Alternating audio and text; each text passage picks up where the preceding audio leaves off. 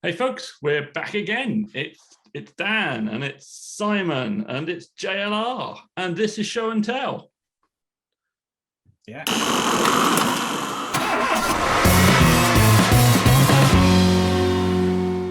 Okay, so this week's fabulous topic is going to be £2 cars. That's right, £2 cars. So Dan and Simon and I have had a little bit of a think and a little bit of a research on cars that we could build if someone just threw £2 into our pocket.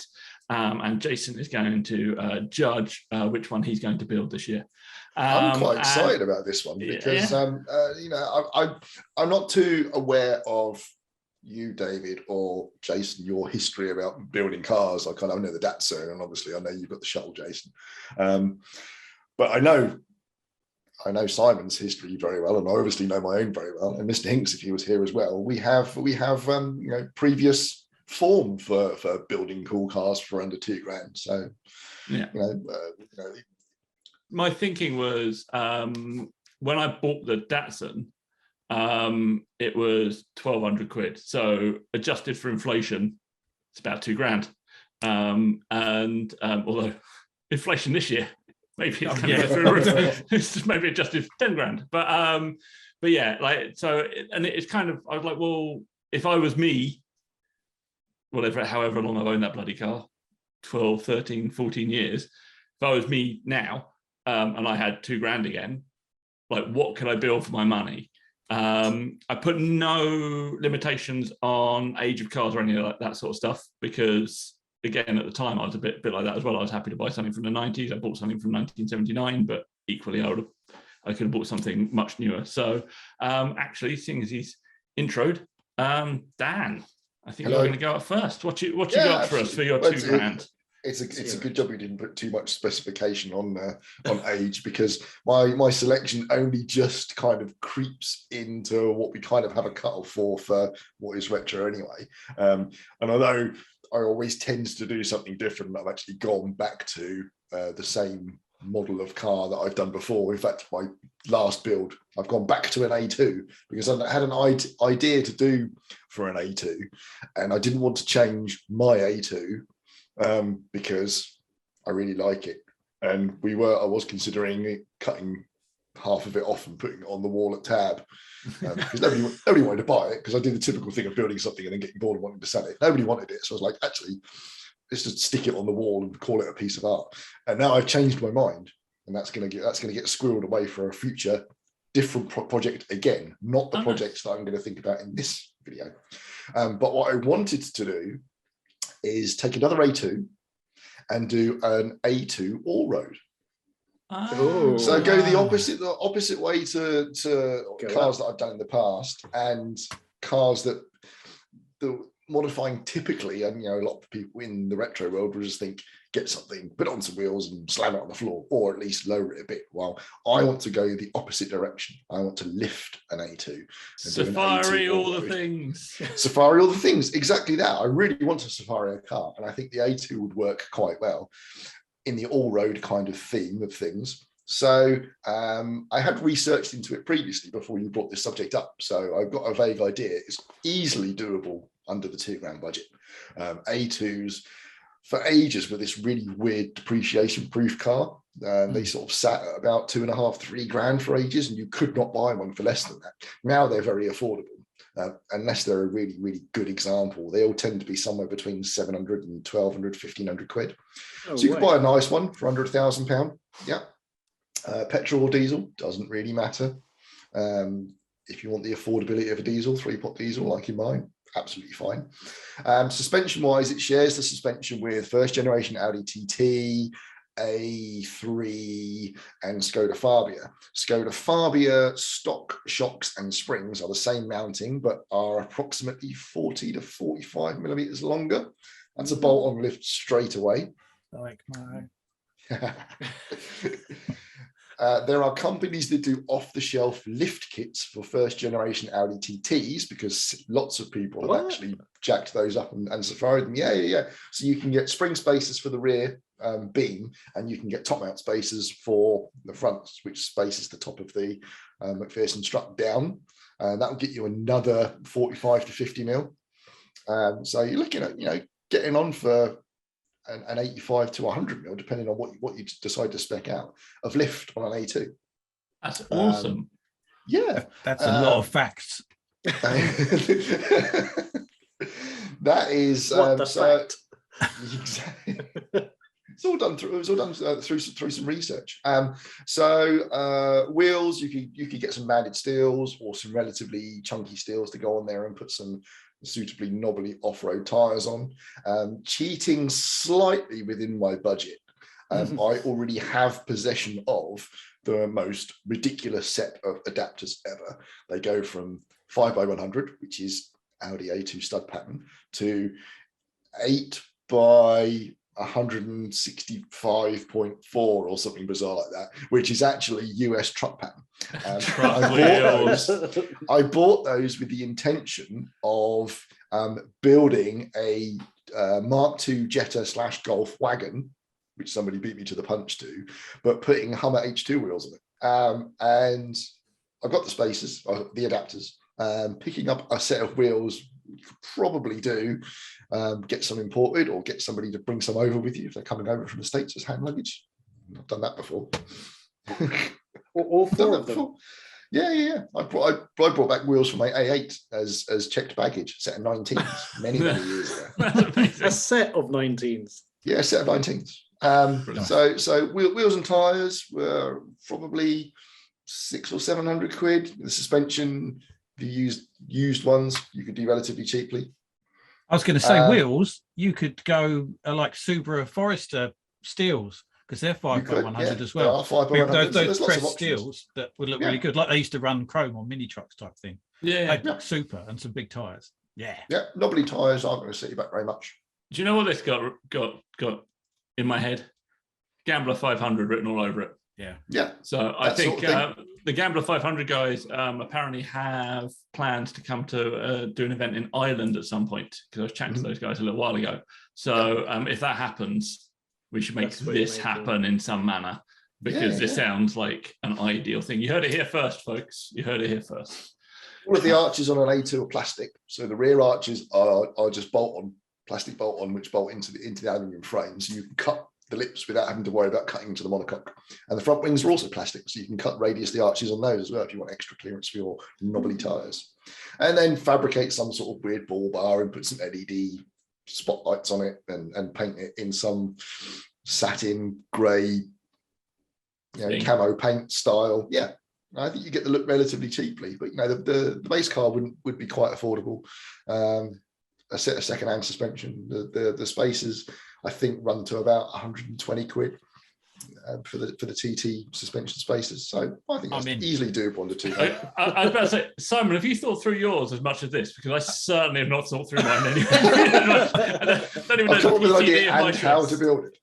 I've got two, but I haven't got measurements, and some of my. Well, you'll find out, because I'm going to do mine in a minute.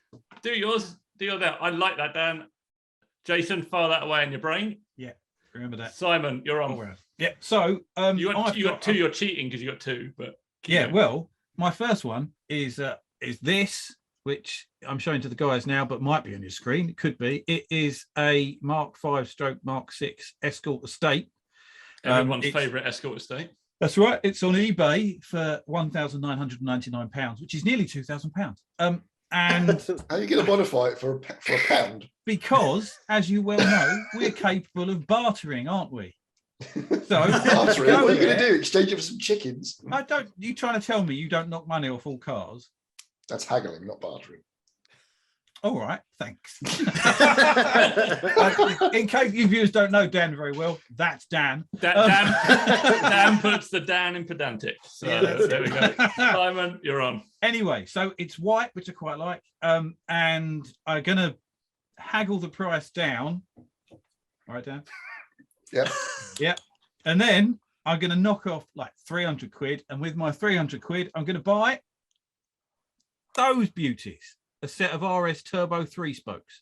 How much are they? Lovely. They're 300. 300 quid. Ah, That seems sizes. underpriced to me. Well, there they are on Marketplace for 300 quid. So there.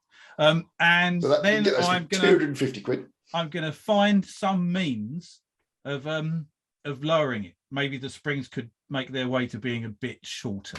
That's it. So basically, that's what I've got. I also found when I was looking for wheels, I found a set of those, you know, the twisted 4-spokes you got on Mondeos. Yeah. I found a set of those for like 80 quid, and they're 16-inch, so that might just give it a bit of size as well.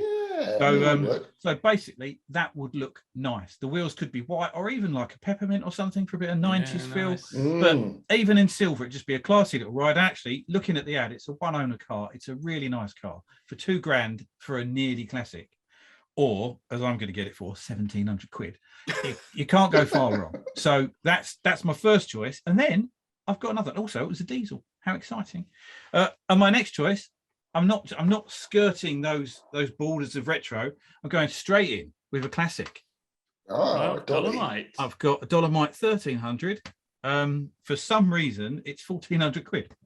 It says it's got an MOT, but it's a 1981, so it doesn't matter. Also, ULEZ exempt, and all I've done is I've gone to JBW for some steels. Nice. Which you can see on your screen now, peeps, which are £329 for a set. And then I'm going to get some 17550s, probably off Facebook Marketplace or something like that. And then I'm going to lower it somehow, which may involve an angle grinder again, but I wouldn't suggest that. So why not just go to Rimmer Brothers and buy yourself, if you can see it, you will, because it'll come up on your screen. It's a full Shoppers All lowering kit. So nice. That is it. I've got 2 cars for £4,000 now. Which one would you, if you had to pick between 2 of those to put forward as suggestions, which one would you I think the Escort excites me because I think it'd just be a really good driver. It's quite a nice spec. I just think you could use it every day. I haven't got pictures of the interior and stuff. It's probably still on eBay. But it's got a really nice looking interior. It looks like a totally usable everyday car, which with not a lot of money spent and not only will be a nice driving car in good condition, won't need loads of work all the time, and also it's 4x108, so you can just muck about and just put different wheels on it. You could put a set of BBS on it one day. You could put, like I say, those twisted 4-spokes. You could put some RS Cosworth softline 5-spokes on it. All of that business, all sorts of stuff. Lovely. Yeah, that's nice. Which one would you choose? Wait, hold on. Yeah. Well, I was choosing between my 2. We've got to put one forward. But yeah, go on. No, you can consider both of them. Yeah. Got a choice of 4 then. All right. You've just got twice as many chances of winning than either me and David. That's true. Right. Now on to the best one. We'll see. So I've gone for a car that I think is kind of like one of those, it's a perfect first car and it's quite a cheap car and people do modify them and they have a scene already. So I've gone for the K11 Micra, little bubbly Micra thing. But I'm doing something I haven't seen anyone do to it before.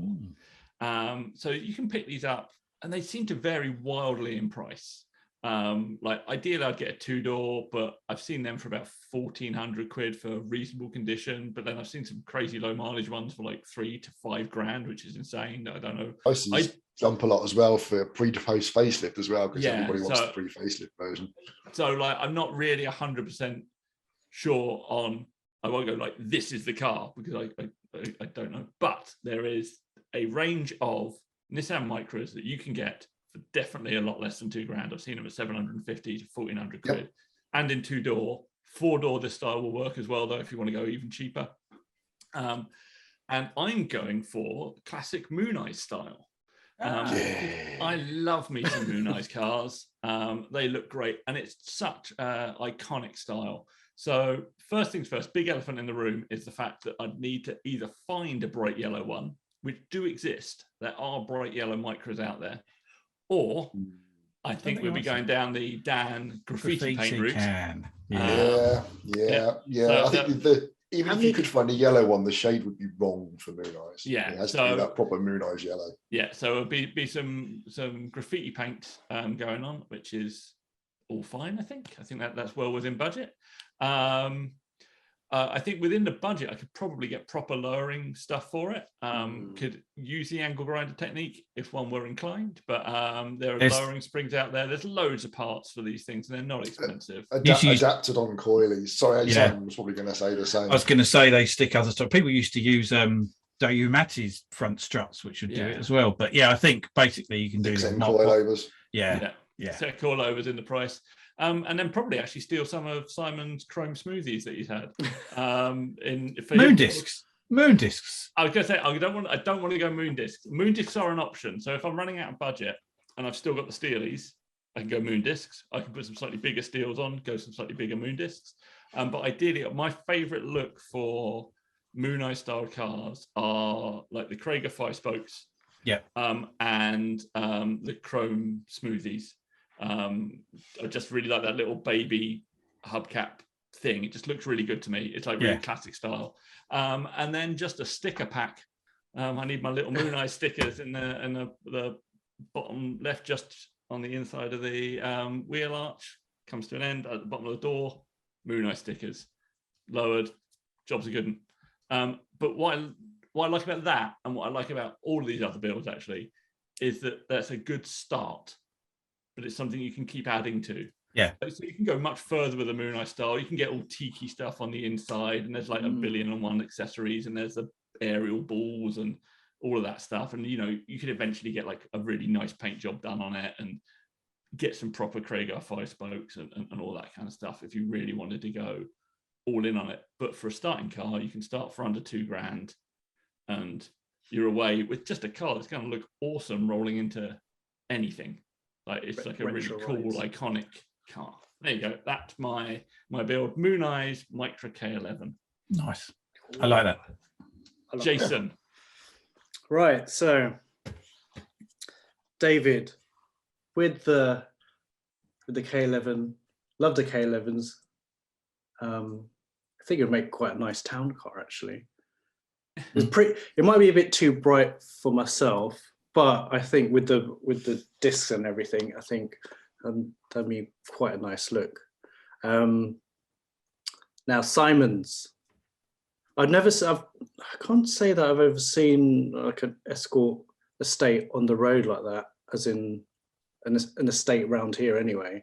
But I'm kind of intrigued to see what that would look like slammed all the way to the ground, and if it's white and it's all, and it's I guess it's the beginnings of a project. So that's quite nice as well. But then when Dan came with the facts, I was like, "Ooh, you could actually see it totaling up." And I guess seeing what he's done before, and if you could actually do that for under 2K, that would be very impressive.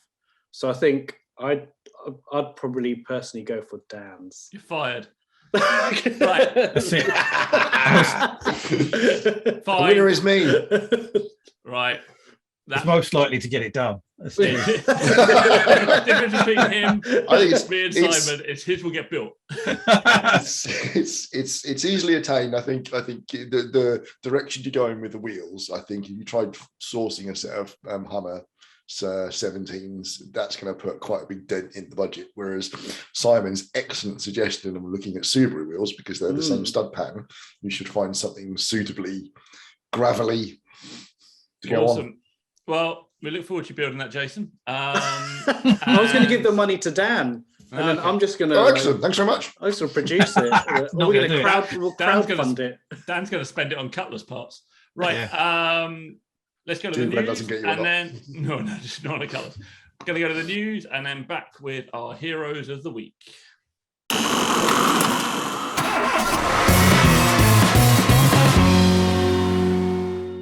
Welcome to the news.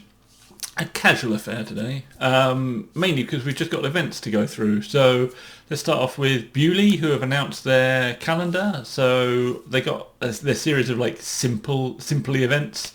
So they got Simply Aston on the 3rd of April for all you Aston Martin owners out there. Simply Audi on 10th of April. Simply Italian on the 24th of April. And then they got their Auto Jumble on the 14th and 15th of May. And then they got other Simply events through the year. So have a check out there. So obviously we'll announce them closer to the time, but we thought we'd take you up to May with those. Also in events news, in March 16th and 20th of March, just a reminder that Retromobile in Paris is happening. So if you fancy a trip to that there France to see what looks to be one of the sort of top level indoor classic car shows, Retromobile in Paris is the way forward. Take the train, take some friends, jobs are good. And then Brooklyn's Easter Classic Gathering on the weekend of the 16th of April. That looks to be a mighty fine event, obviously on top of around that time we've got Wheels Day as well. There's NSRA swap meets. I'll put links below for just a series of events for you guys to go and look at. Obviously the weekend are in May as well. Yeah, that's kind of broadly it. I think once show season starts, we'll have some more results and winners and losers, all that kind of thing. Actually, there are no losers. It's the retro scene. Everything's good. Anyway, talking to losers, back to those guys. Well, that was the news, and obviously we're now into Heroes of the Week. So I'm going to go first, mainly because I think I'm the only person that's actually got a Hero of the Week at the moment. Somebody will think of one. Which is worthy for me. Yeah. No one's good enough for Dan. No. Right, my hero of the week is Toby from that there Speedhunters. I would try and pronounce his surname, but I would fail at it in the way that I fail at everything. So Toby from Speedhunters did a feature, I guess it'd be last week by the time this video comes out, around Kaido races in Japan.